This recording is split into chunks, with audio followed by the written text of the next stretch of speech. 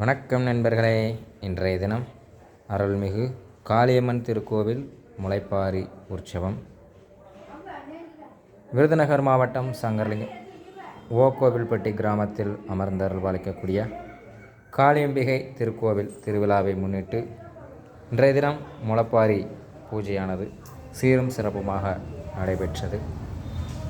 இதிலே முளைப்பாரி ஆகப்பட்டது அதிகமாக பரப்பப்பட்டு சரியான முறையில் விரதம் இருந்து சிறப்பு பூஜைகளுடன் முளைப்பாரியானது நடைபெற்றது. முளைப்பாரி எப்படி இருக்குங்கிறத கமெண்ட் பாக்ஸில் கமெண்ட் பண்ணுங்கள். இப்போ தான் நம்ம சேனலில் ஃபஸ்ட் டைம் பார்க்குறீங்கன்னா ஸ்ரீ ருத்ரா ஒரு யூடியூப் சேனலை சப்ஸ்கிரைப் பண்ணிக்கோங்க. லைக் பண்ணுங்கள், ஷேர் பண்ணுங்கள், கமெண்ட் பண்ணுங்கள்.